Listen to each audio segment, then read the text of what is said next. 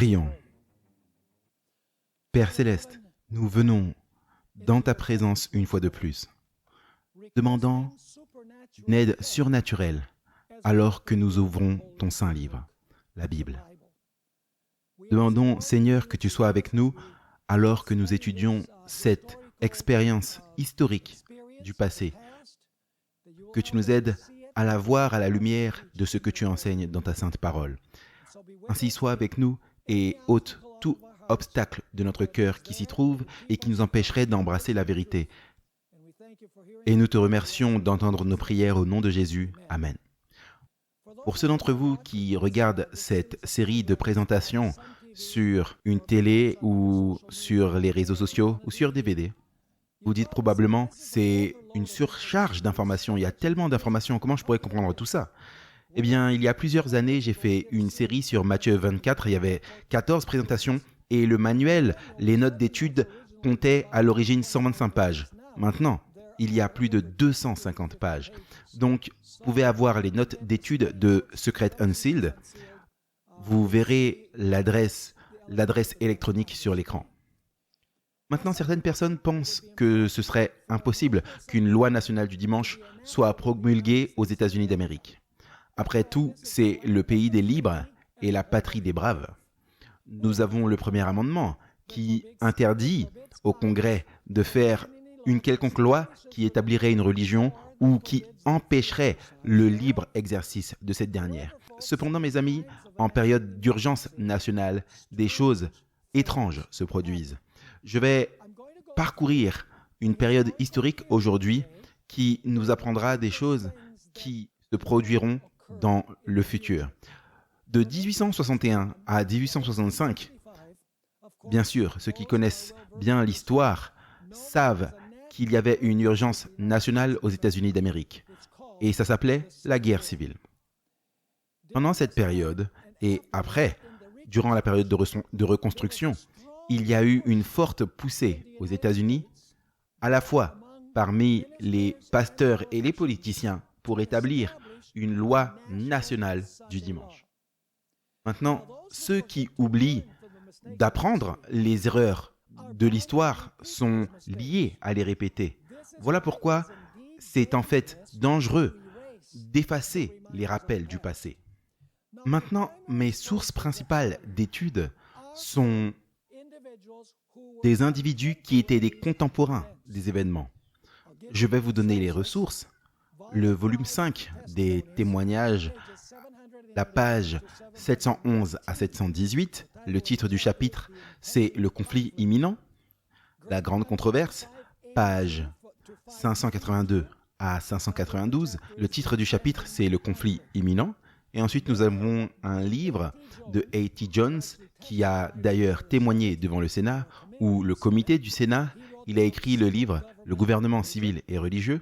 Puis vous avez un autre livre, Les vues sur les réformes nationales, des essais écrits par A.T. Jones et E.G. Wagner. Et finalement, le livre La loi nationale du dimanche, qui contient le procès-verbal réel de la discussion sur cette question au comité de l'éducation du Sénat des États-Unis. Nous savons que plusieurs fois, parce que nous avons les transcriptions là dans le livre, plusieurs fois, durant le témoignage d'A.T. Jones, il a été interrompu par le sénateur Blair, qui était celui qui voulait introduire la législation au Congrès. Parlons maintenant de l'origine du mouvement de réforme nationale. L'Association de réforme nationale a vu le jour à la fin de la guerre civile en 1864, ou vers la fin de la guerre civile, je devrais dire. L'objectif de cette organisation de la réforme nationale était de déclarer que les États-Unis étaient une nation chrétienne et aussi d'amender la Constitution pour inclure dans la Constitution une loi nationale du dimanche. La première convention nationale de l'Association nationale de réforme s'est tenue à Allegheny, en Pennsylvanie, du 27 janvier au 28 janvier 1864. Maintenant, les membres de l'association étaient nombreux et variés. l'association avait 120 vice-présidents.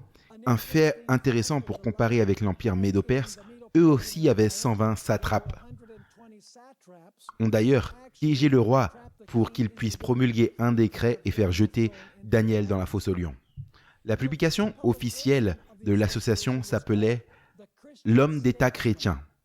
Le 24 décembre 1885, un numéro de l'Homme d'État chrétien a déclaré qu'il y avait 120 vice-présidents et parmi eux, il y avait 15 professeurs d'université, 16 présidents d'université, 3 ex-gouverneurs, 7 juges de la Cour suprême, 5 juges de Cour supérieure, 2 juges du tribunal de district des États-Unis, un juge de la Cour de circuit des États-Unis, puis cela a continué avec un si grand nombre de vos honneurs, révérends et docteurs en théologie que nous ne pouvions pas tenter de les compter. Ainsi, l'Association de réforme nationale était une organisation très influente à cette période de l'histoire des États-Unis. En 1888, l'association avait développé une forte audience et leur objectif semblait réalisable. Maintenant, l'individu au Sénat qui mettait la pression pour avoir une loi nationale du dimanche et la déclaration selon laquelle les États-Unis sont une nation chrétienne s'appelait Henry W. Blair. Le 25 mai 1888, il a présenté le projet de loi numéro 2983 au Congrès, dans lequel il s'agissait d'une législation pour une loi nationale du dimanche. Vous pouvez lire l'intégralité du projet de loi dans le livre « Gouvernement civil et religion » à la page 65 à 76 par A.T. Jones. Le 13 décembre 1888, 5 ou 6 mois plus tard, A.T. Jones a comparu devant le comité de l'éducation et du travail du Sénat pour témoigner concernant le désir d'avoir une loi nationale du dimanche. Maintenant, j'aimerais passer en revue plusieurs détails historiques sur cette période de l'histoire de 1864 jusqu'à 1865, la fin de la guerre civile et à travers la période de la reconstruction après la guerre civile. Les catholiques romains étaient en faveur de cet amendement. En fait, en 1889, le Congrès catholique national qui s'est réuni à Baltimore a décidé de s'unir aux protestants pour assurer le bon respect du dimanche. Il est bon de noter que les protestants sont venus avec l'idée et que les catholiques ont fourni le soutien. Le pape Léon XIII, en 1885, dans une encyclique, a écrit la chose suivante. Tous les catholiques devraient faire tout ce qui est en leur pouvoir pour faire que la constitution des États et les législations soient moulées sur les principes de la véritable Église. Et tous les écrivains catholiques et les journalistes ne devraient jamais perdre de vue un instant la prescription ci-dessus.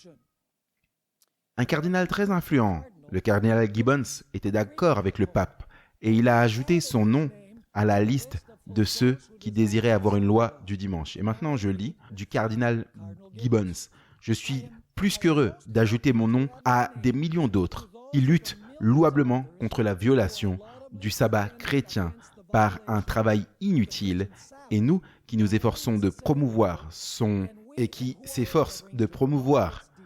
observation de manière décente et bonne grâce à des législations judicieuses. Je relis encore. Je suis plus qu'heureux d'ajouter mon nom à des millions d'autres qui luttent louablement contre la violation du sabbat chrétien, bien sûr il veut dire le dimanche, par un travail inutile et qui s'efforcent de promouvoir son observation et respect de manière convenable grâce à une législation judicieuse. Non seulement il y avait une union entre les catholiques et les protestants dans ce projet particulier, mais il y avait aussi un désir d'union de l'Église et de l'État. Jonathan Edwards, à la Convention de la ville de New York, les 26 et les 27 février 1873, a déclaré ce qui suit. « Nous voulons l'État et la religion, et nous allons l'avoir. Le serment chrétien et la moralité chrétienne auront dans ce pays une base juridique indéniable. Nous utilisons ce mot religion dans son sens propre comme signifiant la relation personnelle d'un homme de foi et d'obéissance à Dieu.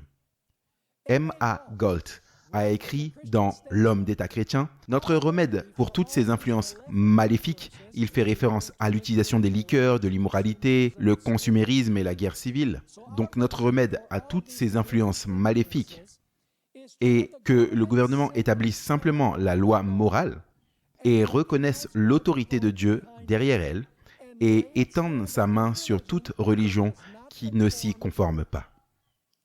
Dans un discours à Elgin, le docteur Mandeville, l'un des dirigeants du mouvement, a exprimé son point de vue sur la relation entre l'Église et l'État. Voici ce qu'il a déclaré.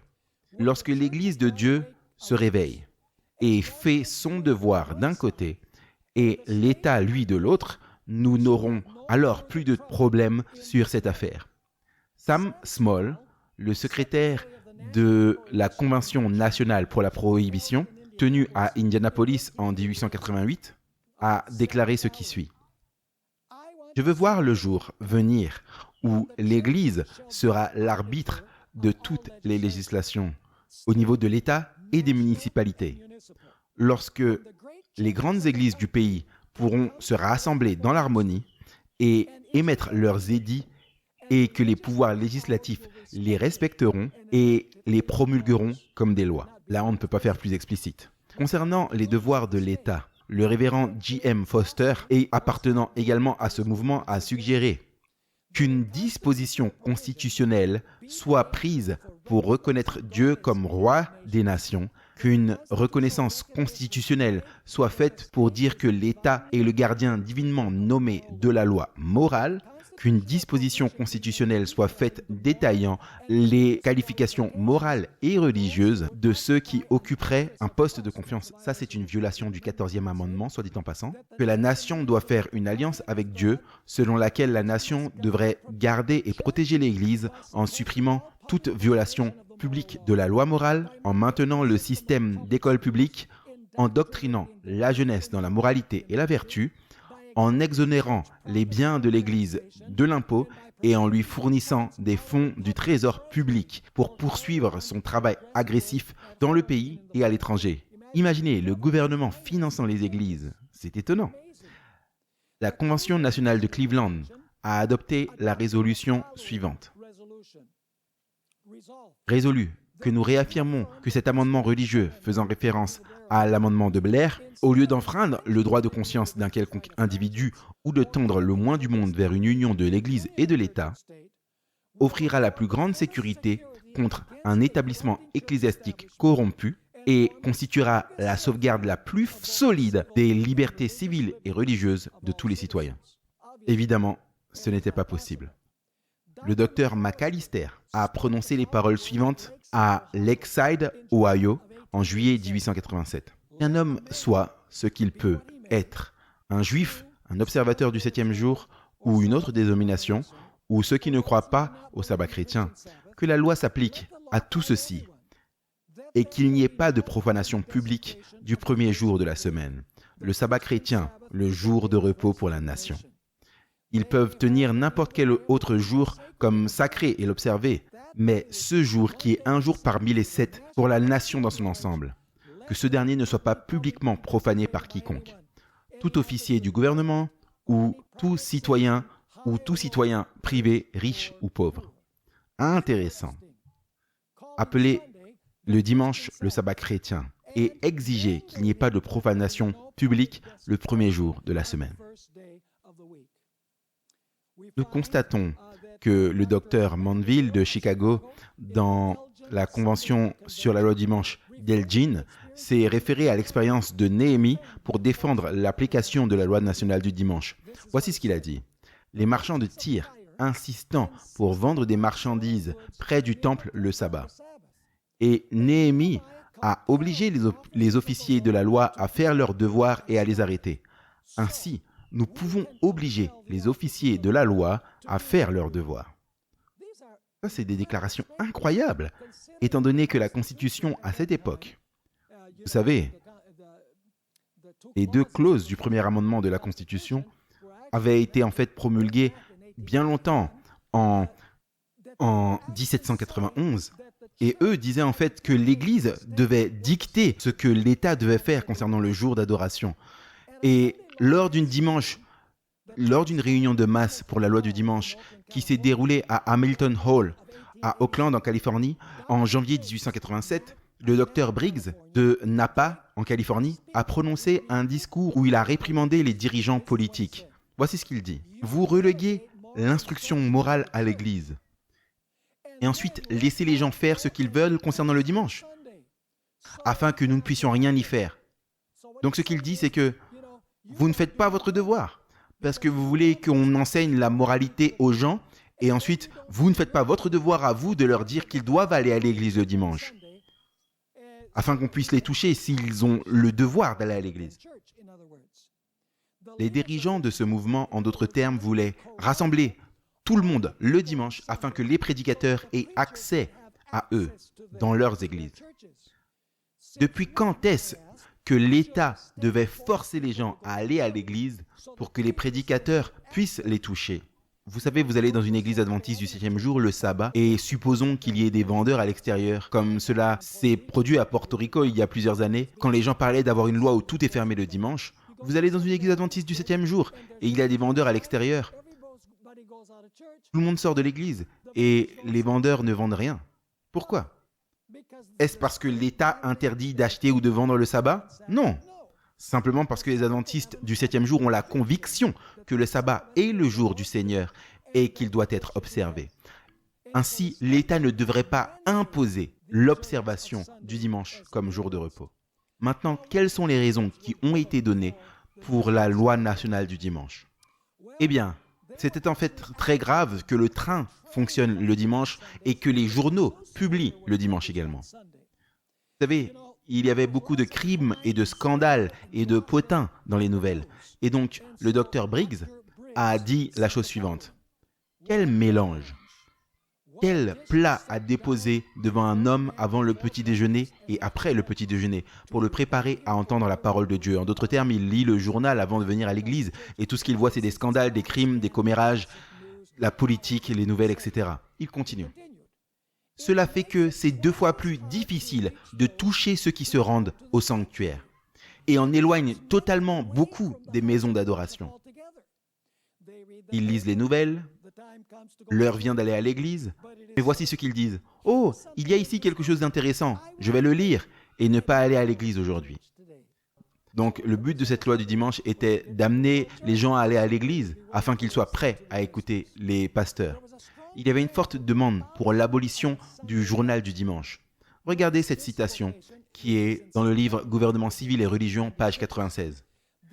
La classe ouvrière est susceptible de se lever tard le dimanche matin, lire le journal du dimanche et laisser l'heure du culte passer sans s'être préparée. Lors de la convention d'Elgin, le docteur Everett a suggéré l'arrêt du train le dimanche. Regardez quel était son argument. Le train du dimanche est un autre grand mal. Ils ne peuvent pas se permettre de faire fonctionner un train à moins qu'il n'y ait un grand nombre de passagers et ainsi de briser un grand nombre de congrégations. Les trains du chemin de fer le dimanche amènent leurs passagers rapidement vers la perdition. Quel scandale que le chemin de fer, le grand civilisateur, détruise le sabbat chrétien. Laissez-moi faire une parenthèse ici. Qu'en est-il du changement climatique? Est-il possible que le changement climatique soit le catalyseur pour dire que les gens doivent observer le dimanche comme jour de repos? Le révérend M.A. Galt de l'Association nationale de réforme a publié un article dans L'Homme d'État chrétien le 25 septembre 1884 où il critiquait le chemin de fer. Voici ce qu'il a écrit. Ce chemin de fer, il parlait du chemin de fer Chicago-Rock Island. Ce chemin de fer a fait circuler des trains d'excursion de Des Moines jusqu'à Colfax Springs le sabbat, il veut dire dimanche en passant, pendant longtemps. Et les pasteurs se plaignent que leurs membres participent à ces excursions. En d'autres termes, les membres ne venaient pas à l'église. Le docteur Joseph Cook lors de ses conférences du lundi de Boston, en 1887, a déclaré qu'il ne voulait pas simplement une législation civile, il voulait que le gouvernement propose une législation religieuse. Voici ce qu'il dit. L'expérience des siècles passés montre cependant que vous vous efforcerez en vain de conserver le dimanche comme jour de repos, à moins que vous ne le préservez comme un jour de culte, à moins que l'observation du sabbat ne soit fondée sur des raisons religieuses. Vous ne le maintiendrez pas longtemps à un niveau élevé sur la base des considérations économiques, physiologiques et politiques seulement. Donc en d'autres termes, il dit que on ne peut pas dire qu'on doit faire une loi du dimanche pour des raisons économiques, physiologiques ou politiques. Cela doit être pour des raisons religieuses. La convention d'Elgin a voté la résolution suivante. Résolu que nous reconnaissons le sabbat, il parle bien sûr du dimanche, le sabbat comme une institution de Dieu, révélée dans la nature et la Bible. J'aimerais savoir où dans la Bible, parce que la Bible ne dit rien sur la reconnaissance du dimanche comme une institution de Dieu. Donc une fois de plus, résolu que nous reconnaissons le sabbat en tant qu'institution de Dieu, révélée dans la nature et la Bible, et une obligation perpétuelle sur tous les hommes, et aussi en tant qu'institution civile et américaine. En d'autres termes, si vous ne l'observez pas, vous n'êtes pas patriote, vous n'êtes pas un bon Américain. Et lié avec des connexions vitales et historiques, et avec l'origine de la fondation de notre gouvernement, il parle ici de la période des pères pèlerins, les puritains. Alors encore une fois, permettez-moi de revenir en arrière. On revient au début. Résolu que nous reconnaissons le sabbat comme une institution de Dieu, révélée dans la nature, dans la Bible, et une obligation perpétuelle sur tous les hommes, et aussi comme une institution civile et américaine. Et avec des connexions vitales et historiques, quant à l'origine et à la fondation de notre gouvernement, la croissance de notre politique, comme nécessaire d'être maintenue pour la préservation et l'intégrité de notre système national. Et donc, comme ayant une revendication sacrée sur tous les citoyens américains patriotes. Donc si vous n'observez pas le dimanche, vous n'êtes pas un citoyen américain patriote. Et il parle d'une nécessité d'avoir une loi du dimanche pour la préservation et l'intégrité de notre système national. En d'autres termes, la subsistance de la nation, selon lui, selon cette convention du moins, dépendait du dimanche comme jour de repos. La même convention d'Elgin déclarait la chose suivante. Nous regardons avec honte et chagrin le non-respect du sabbat. Une fois de plus, tous ces gens utilisent le mot sabbat pour dire le dimanche. Nous regardons avec honte et chagrin la non-observation du sabbat par de nombreux chrétiens, en ce que la coutume prévaut chez eux d'acheter les journaux du sabbat. Ils disent les journaux donc du dimanche, faisant travailler des gens et accomplissant des voyages le sabbat. Donc, ils parlent du dimanche. Et dans de nombreux cas, s'adonnant au plaisir et à l'indulgence. Mettant de côté, par négligence et indifférence, les grands devoirs et privilèges que le jour de Dieu leur apporte. Le jour de Dieu leur apporte? Où est-ce que la Bible dit que le dimanche est le jour de Dieu? Absolument nulle part. Ceux qui appartenaient à ce mouvement voulaient également que les États-Unis soient appelés par la Cour suprême une nation chrétienne. Ils voulaient en faire une loi que c'était une nation chrétienne. Je lis ici de l'Union chrétienne de tempérance des femmes. D'ailleurs, elles étaient une organisation qui était alliée avec les autres organisations. L'Union chrétienne de tempérance des femmes, au niveau local de l'État, national et mondial, a une pensée vitale organique, un but absorbant tous les autres, un enthousiasme éternel, et c'est que le Christ soit le roi de ce monde. Oui, en vérité, le roi de ce monde. Dans son domaine avec tout ce que cela implique. Roi de ses cours, de ses camps, de son commerce. Roi de ses universités et de ses cloîtres. Roi de ses coutumes et constitutions. Le royaume de Christ doit entrer dans le domaine du droit par la porte de la politique. Est-ce que ça c'est intéressant? L'homme d'État chrétien, le 2 octobre 1844, avait cette citation particulière. Donner à tous les hommes de comprendre que c'est une nation chrétienne et que croire que sans le christianisme nous périssons Très intéressant, similaire à ce que disait Caïphe à l'époque du Christ. Croyant que sans le christianisme, nous périssons, nous devons maintenir par tous les moyens légaux notre caractère chrétien, inscrire ce caractère sur notre constitution et faire appliquer à tous ceux qui se joignent à nous les lois chrétiennes de la morale. Et dans le journal Homme d'État chrétien, le 24 décembre 1885, nous retrouvons ces paroles. Ce que l'homme d'État désigne comme l'athéisme politique n'est rien de plus ni moins que la forme actuelle du gouvernement. Donc il critique parce qu'il ne légiférait pas sur la religion, il l'appelle athée. Ce que l'homme d'État désigne comme athéisme politique n'est rien de plus ni moins que la forme actuelle de gouvernement. Et la constitution actuelle des États-Unis, s'opposer à la réforme nationale est pour eux un pur athéisme. Et s'opposer au type de gouvernement qu'elle approuve est un athéisme politique, selon lequel aucun test religieux ne sera exigé pour un dirigeant civil et déclaré par le révérend Amy M.A. Gold pour être la théorie infidèle du gouvernement. Ceux qui appartenaient à ce mouvement croyaient également aux guides électoraux. Vous avez dit, nous devrions envoyer des guides électoraux afin que les gens fassent pression sur le gouvernement pour qu'ils obtiennent une loi nationale du dimanche. Je lis de la 3e résolution de la Convention d'Elgin concernant cette question particulière. Résolu que nous donnions nos votes et notre soutien aux candidats ou responsables politiques s'engageront à voter pour la promulgation et l'application de lois en faveur du sabbat civil.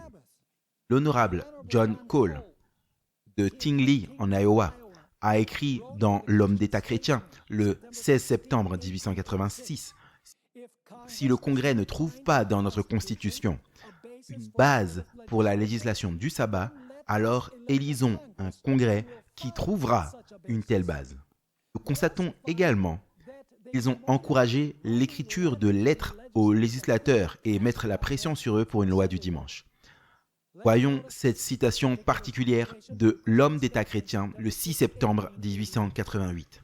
Commençons sans tarder la circulation des pétitions à fournir en bonne et due forme par l'association et que l'occasion soit donnée à toutes les parties du pays de constituer un rouleau de pétitions si grand qu'il faudra une procession de brouettes pour parcourir la puissante masse en présence des représentants de la nation dans la chambre du Congrès.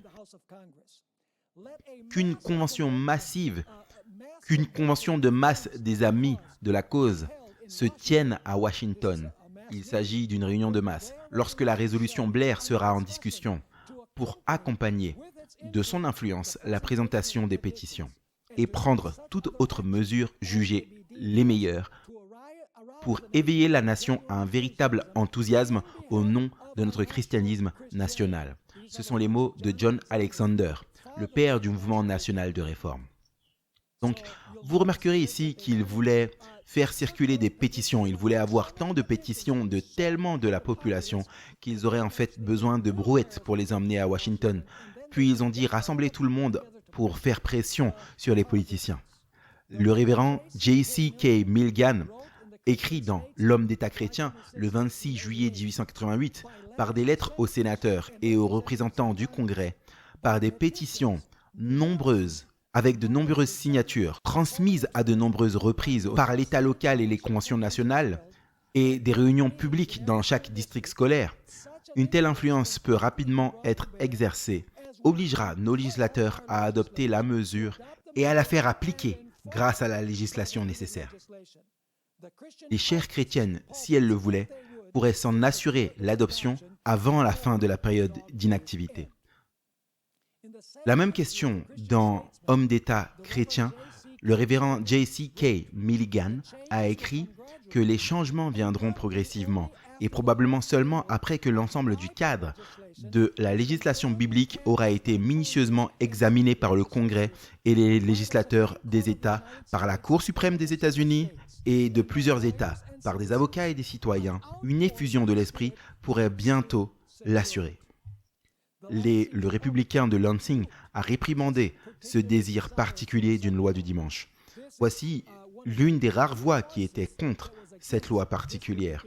Voici ce que le républicain de Lansing a déclaré. C'était un magazine ou un journal. Des milliers d'hommes, s'ils étaient appelés à voter pour un tel amendement, hésiteraient à voter contre Dieu. Bien qu'ils ne pourraient pas croire que l'amendement soit nécessaire ou qu'il soit juste, un tel amendement serait susceptible de recevoir un vote affirmatif qui n'indiquerait en aucun cas le véritable sentiment du peuple. Des hommes qui font de la politique un commerce hésiteraient à enregistrer leur nom contre le projet d'amendement constitutionnel prôné par les grandes confessions religieuses du pays. En d'autres termes, les politiciens se sentiraient sous pression s'ils ne suivaient pas, ils ne seraient pas élus. Ça continue. On va revenir un peu en arrière.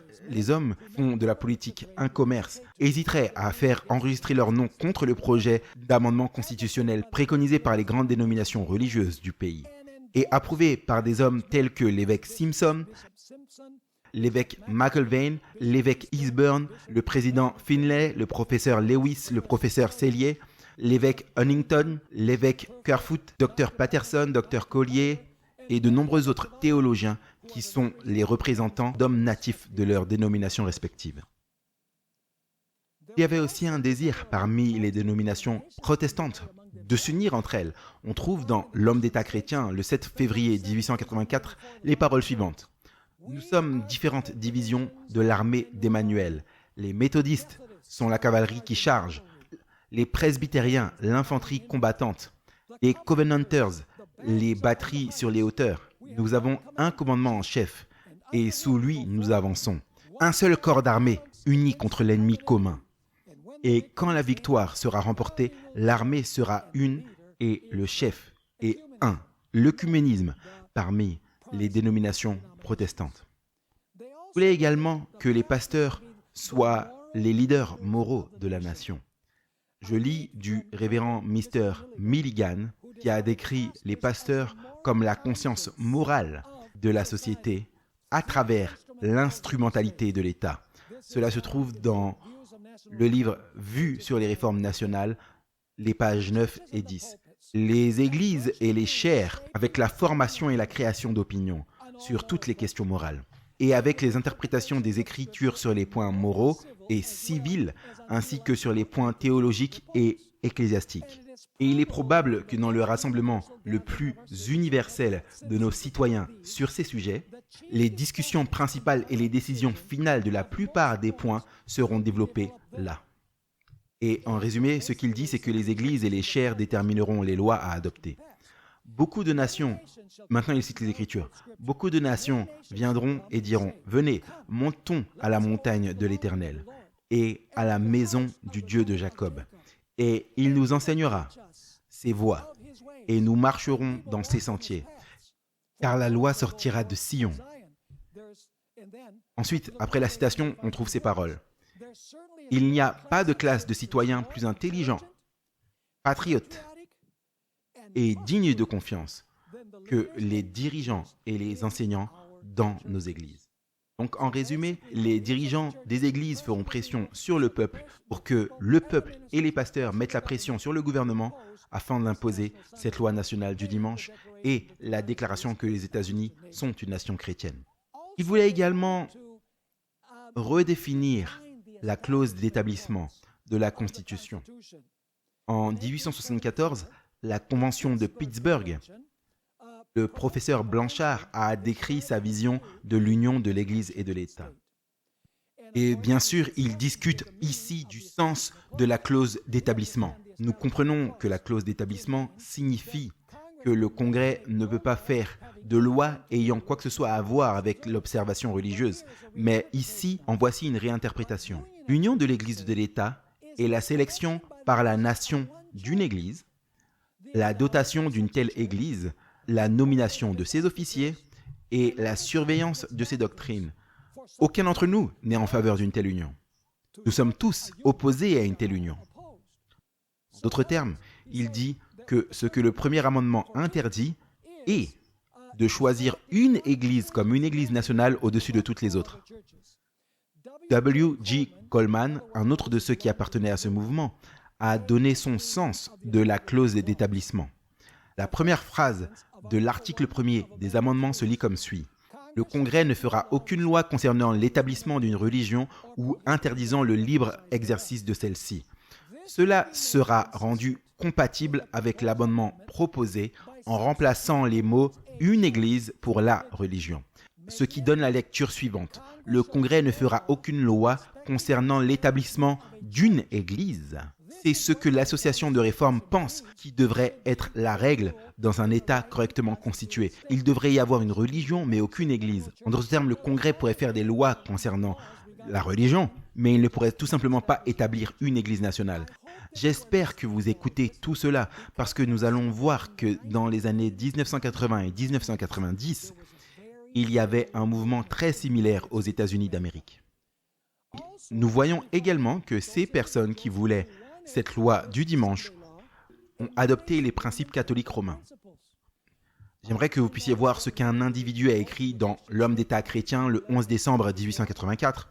Nous reconnaissons cordialement et volontiers le fait que dans les républiques sud-américaines et en France et dans d'autres pays européens, les catholiques romains sont les défenseurs reconnus du christianisme national et s'opposent à toutes les propositions de la laïcité. Donc l'ennemi était le sécularisme. Dans les années 1980 et 1990, ça s'appelait l'humanisme séculier. Donc il n'y a rien de nouveau sous le soleil. Les réformateurs nationaux voulaient en d'autres termes le même système que le catholicisme avait en Amérique latine et en Europe. Une religion nationale imposée par la loi. J'aimerais que vous puissiez voir une autre déclaration de l'homme d'État chrétien le 11 décembre 1884. Chaque fois qu'ils, les catholiques romains, sont prêts à coopérer pour résister au progrès de l'athéisme politique ou l'humanisme séculier, nous leur tendrons la main joyeusement. Ça, c'est une expression intéressante. Nous joignerons notre main joyeusement à la leur. Le révérend Sylvester S. Schofield, un réformateur national de premier plan, a soutenu l'union avec les catholiques romains pour une loi nationale du dimanche. Étonnamment, la suggestion était que les protestants recrutent l'aide des catholiques romains pour une loi nationale du dimanche. Voici ce que propose la suggestion. L'intérêt commun, c'est-à-dire de tous les religieux pour le dimanche, devrait à la fois renforcer notre détermination à travailler et notre volonté à coopérer de toutes les manières avec nos concitoyens catholiques romains.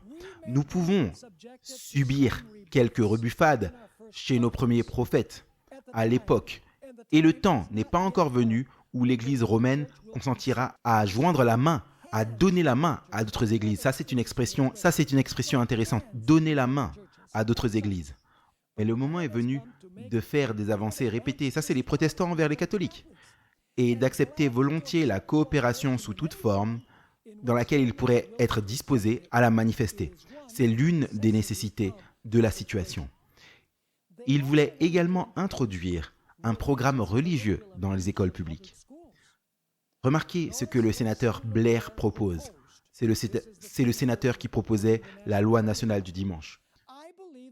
Qu'un manuel d'instruction sur les principes de la vertu, la morale et la religion chrétienne peut être préparé pour être utilisé dans les écoles publiques par l'effort conjoint de ceux qui représentent chaque branche de l'Église chrétienne à la fois protestante et catholique, et aussi ceux qui ne sont pas activement associés à l'un ou l'autre. C'est-à-dire les catholiques, les protestants et ceux qui n'ont pas de religion, ils pourraient se réunir et préparer des manuels qui font la promotion de la religion chrétienne dans les écoles publiques.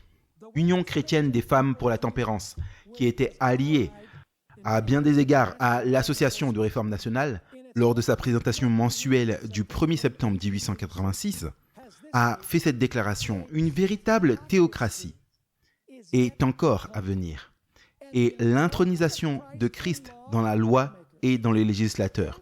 Donc je prie dévotement, en tant que patriote chrétienne, pour le vote entre les mains des femmes, et me réjouis que l'Union chrétienne des femmes pour la tempérance a si longtemps défendu cette cause. Elle voulait également une théocratie, comme à l'époque coloniale, où les pasteurs influençaient l'État pour proposer des législations religieuses. Le professeur Blanchard, à la Convention d'Elgin, a partagé sa vision sur le rôle des pasteurs dans cette nouvelle théocratie qui était proposée. Je cite, « Dans cette œuvre que nous entreprenons pour le sabbat, nous sommes les représentants de Dieu. » C'est ce que le professeur Blanchard dit. Nous, les pasteurs, les enseignants, nous sommes les représentants de Dieu dans cette œuvre d'obtenir une loi du dimanche. Nous trouvons également cette déclaration. Le gouvernement d'Israël était une théocratie. La volonté de Dieu était connue des dirigeants grâce aux prophètes. La compagnie dirigeante a contraint les officiers de la loi à empêcher les impies de vendre des biens le jour du sabbat. Le gouvernement doit devenir une théocratie. Les prédicateurs sont les successeurs des prophètes et ils doivent obliger les officiers de la loi à interdire toute vente de marchandises et toute forme de travail le dimanche. Pasteur influençant la police politique pour la législation religieuse, le docteur Kraft, le secrétaire général de l'Union nationale du droit du dimanche, a déclaré ce qui suit. Les prédicateurs sont les successeurs des prophètes. Lors de la Convention nationale de réforme de Cincinnati, le professeur J.R.W. Sloan, docteur en divinité, c'était en 1872, a déclaré ce qui suit. Chaque gouvernement, par des lois équitables, est un gouvernement de Dieu. Une république ainsi gouvernée est de lui, à travers le peuple, et est aussi vraiment une théocratie que le Commonwealth d'Israël. En d'autres termes, il demande une théocratie aux États-Unis, tout comme cela existait lors de la période coloniale. Le discours annuel du président lors de la convention de Nashville 1887, nous trouvons ces paroles. L'Union chrétienne des femmes pour la tempérance, locale, étatique, nationale et mondiale, a une pensée organique vitale, un but qui absorbe tous les autres, un enthousiasme éternel, et c'est que Christ soit le roi de ce monde. Oui, en vérité, le roi de ce monde, dans son royaume, avec tout ce que cela implique. Roi de ses cours, roi de ses camps, de son commerce, de ses universités et de ses cloîtres, roi de ses coutumes et constitutions. Le royaume du Christ doit entrer dans le domaine du droit, par la porte de la politique. Nous prions le ciel de ne pas nous donner de repos jusqu'à ce qu'il prête serment d'allégeance au Christ en politique et marche dans une grande armée jusqu'au pôle pour adorer Dieu. Ils enseignaient également qu'ils devaient priver de leurs droits ceux qui n'étaient pas d'accord avec la loi nationale du dimanche. Le révérend E.B. Graham, lors de la Convention nationale à York, au Nebraska, a déclaré ce qui suit.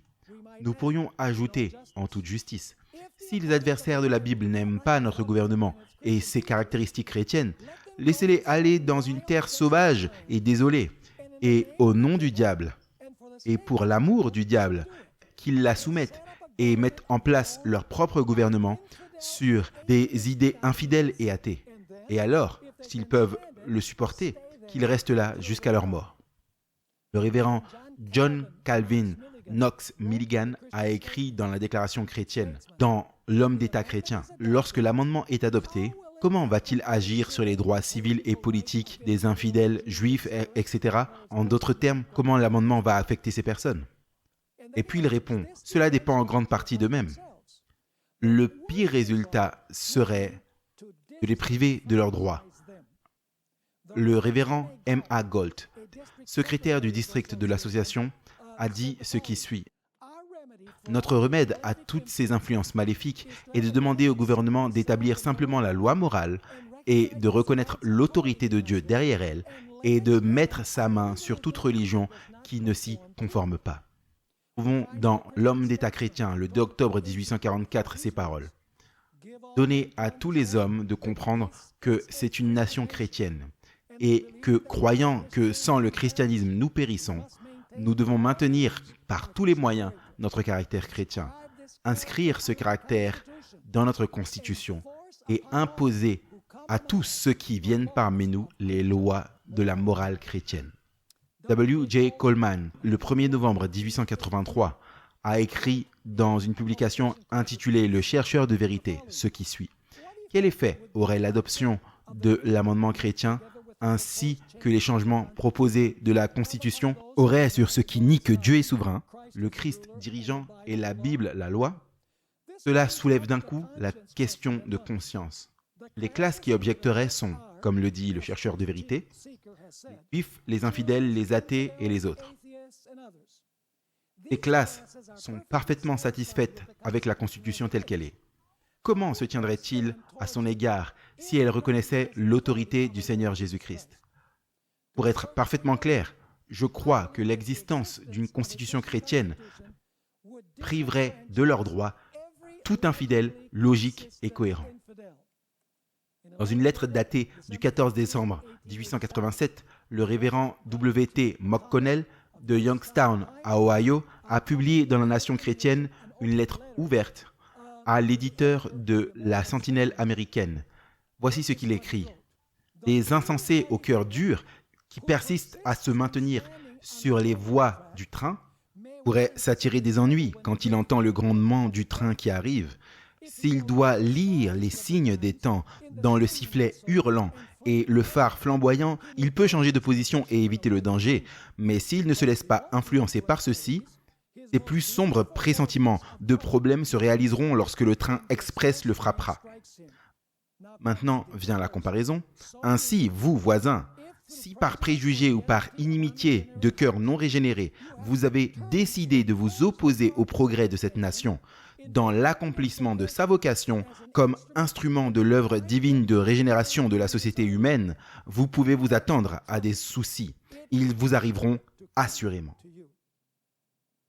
Quelle était la conclusion de cette poussée pour la loi nationale du dimanche?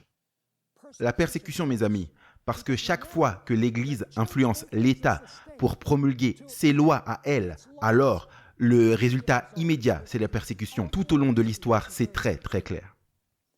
La Convention de réforme nationale WCTCU de Lakeside, en Ohio, de 1887, a vu quelqu'un faire cette déclaration particulière.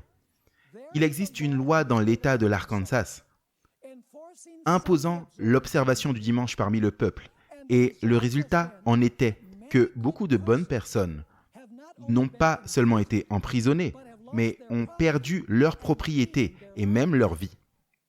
Ce à quoi Dr McAllister, l'un des individus qui poussait pour la loi du dimanche, a répondu « Il valait mieux que quelques-uns souffrent plutôt que toute la nation perde son sabbat. » Est-ce que vous entendez Caïphe ici par hasard?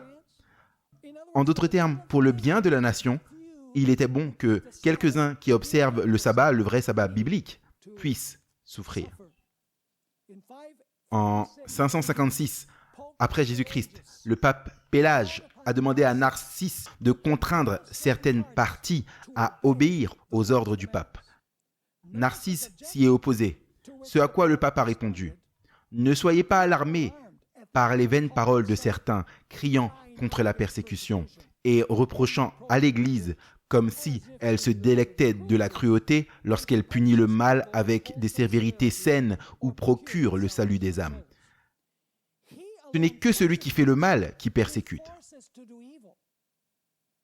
Mais empêcher les hommes de faire le mal ou de punir ceux qui l'ont fait, ce n'est pas de la persécution ou de la cruauté, mais de l'amour envers l'humanité. John Cotton, pendant la période coloniale, avait ces paroles. La persécution n'est pas mauvaise en soi. C'est méchant de la part du mensonge de persécuter la vérité, mais c'est un devoir sacré de la vérité de persécuter le mensonge. Ainsi, dans la loi du dimanche de Virginie de 1610, durant la période coloniale, la fréquentation de l'Église était obligatoire le dimanche 2 fois par jour, avec des amendes économiques pour les 2 premières infractions et la peine de mort pour la 3e. Un pasteur de Selma, en Californie, à quelques pas d'ici, a déclaré en septembre 1888 que nous avons des lois pour punir les hommes qui volent notre propriété. Mais nous n'avons pas de loi pour empêcher les gens de travailler le dimanche. Il est juste que le voleur soit puni, mais j'ai plus de sympathie pour cet homme que j'en ai pour celui qui travaille en ce jour-là. Plus de sympathie pour le voleur que pour quelqu'un qui travaille le dimanche. Est-ce que vous comprenez l'ambiance du temps incroyable? Aux États-Unis d'Amérique, le pays de la liberté et la maison des braves, oubliez les leçons de l'histoire. Et ces leçons d'histoire seront répétées. Les adventistes du septième jour ont été persécutés durant cette période. Dans l'Arkansas et le Tennessee, les adventistes du septième jour ont été persécutés pendant cette période pour ne pas observer le dimanche comme jour de repos. Leur propriété a été confisquée et beaucoup devaient payer des amendes. D'autres ont été emprisonnés et certains ont même perdu leur vie. Vous vous dites, eh bien comment tu sais ça?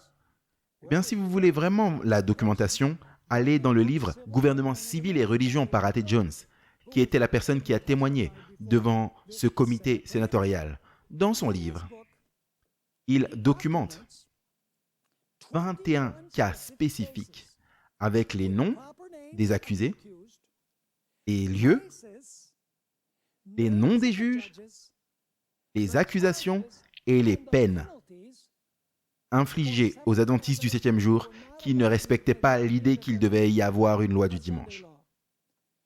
Dans Le siècle, une publication d'avril 1888, M. Kennan a décrit les statuts de la Russie au sujet des crimes contre la foi. Il a cité statut après statut dans les statuts de la Russie. Et j'aimerais que vous puissiez remarquer exactement ce qu'il avait à dire.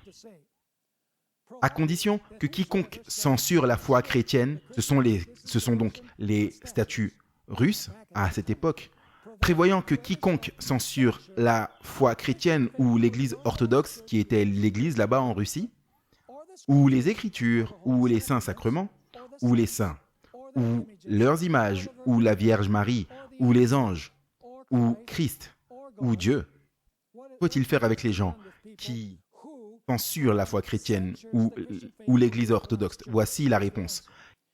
Ils seront privés de tous leurs droits civiques et exilés à vie dans les régions les plus éloignées de la Sibérie. C'est le système en Russie. Et il est en ligne directe avec les souhaits de l'Association nationale de réforme. Quelqu'un est critique de ce que voulait le mouvement national de réforme. Il dit que ce qui a été fait en Russie est ce que le mouvement national de réforme voulait. Donc encore une fois, c'est le système en Russie et c'est la ligne directe des souhaits de l'Association nationale de réforme. À cette différence cependant, que la Russie se contente d'envoyer les dissidents en Sibérie, alors que les réformateurs nationaux veulent les envoyer directement au diable. Vous savez, l'Union soviétique a organisé les citoyens pour qu'ils dénoncent les ennemis potentiels de l'État. Est-ce différent avec les gens d'aujourd'hui qui dénoncent ceux qui ne portent pas des masques ou ceux qui ne pratiquent pas la distanciation sociale? Les gouvernements locaux et étatiques ont même des numéros de téléphone et des sites web où les voisins peuvent dénoncer leurs voisins et les citoyens, d'autres citoyens. Le révérend W.M. Greer de Due West, en Caroline du Sud, lors de la convention de Philadelphie, a écrit ceci. Chaque péché, secret ou public, contre Dieu, est un péché contre notre pays et est une haute trahison contre l'État. Waouh! Cela aurait pu être une surcharge d'informations pour vous, parce que j'ai lu beaucoup de déclarations et c'est difficile d'être simplement là et de lire parce que à l'écran, vous allez voir des graphiques et des graphiques et des graphiques. Mais la raison pour laquelle j'ai fait cela, c'est parce que vous avez besoin de voir la documentation de ce qui se passait à l'époque.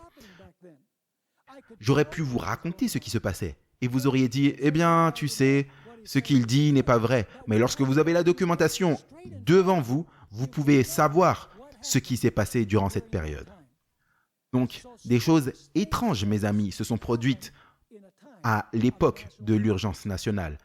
À l'époque, c'était une guerre civile et la reconstruction. Et vous remarquerez qu'il y avait des problèmes avec l'alcool et le tabac et avec la fête et les crimes dans la société. Et donc, ils ont dit la meilleure façon de gérer tout cela est d'amener la nation à revenir à Dieu et à observer le dimanche comme cela s'est produit lors de la période coloniale de la part des pèlerins, de la part des puritains, comme ils sont venus à être appelés. Et donc, mes amis, vous dites, eh bien, tu sais, tout ça c'est le passé, cela s'est produit lors du 19e siècle, mais nous vivons au 21e siècle. Et cela ne pourrait jamais se reproduire aux États-Unis d'Amérique. Tu sais, on a la Cour suprême, on a le premier amendement de la Constitution, le Congrès ne fera aucune loi concernant l'établissement d'une religion, ni interdisant le libre exercice de celle-ci. Donc, on est sûr que nous n'allons pas revenir à cette même expérience. Amis, ceux qui oublient les leçons du passé sont condamnés à répéter ces mêmes erreurs dans l'avenir. Donc c'est très important pour nous d'étudier l'histoire, parce que l'histoire a une tendance à se répéter. Maintenant, dans notre prochaine étude ensemble, nous allons jeter un œil aux événements qui ont eu lieu dans les années 1980 et 1990, et même au début des années 2000. Et nous allons voir que bon nombre des mêmes arguments qui ont été utilisés par les réformateurs nationaux dans les années 1880 ont également été utilisés durant cette période. Ce qui inclut faire une union avec les catholiques romains, cela inclut avoir une collaboration parmi les dénominations protestantes, cela implique avoir les États-Unis qui deviennent une théocratie, cela inclut notamment l'instruction religieuse dans la Constitution ou dans nos écoles publiques, cela implique avoir des guides électoraux, cela inclut toutes ces caractéristiques que nous avions dans les années 1880. Il proposait également qu'il soit nécessaire pour que l'Église revienne à l'observation du dimanche comme jour de repos. Maintenant, on va jeter un coup d'œil à tout cela une fois de plus. Je vais partager avec vous beaucoup de citations, car c'est important que vous ayez ces sources sous les yeux afin que vous sachiez que je ne fais pas que créer ces choses, mais que vous sachiez qu'elles sont bien documentées et qu'elles ont réellement eu lieu. Et donc, mes amis, Ellen White a une fois dit des paroles très sages. Elle dit que ceux qui oublient le passé, et je paraphrase ici, ceux qui oublient le passé seront dans de gros problèmes. Elle dit spécifiquement que si nous oublions comment Dieu nous a conduits et nous a enseignés dans le passé, nous avons tout à craindre pour l'avenir. Mais si nous nous souvenons du passé, alors nous n'avons rien à craindre dans l'avenir. Donc ne manquez pas notre prochaine étude dans cette série de Matthieu 24.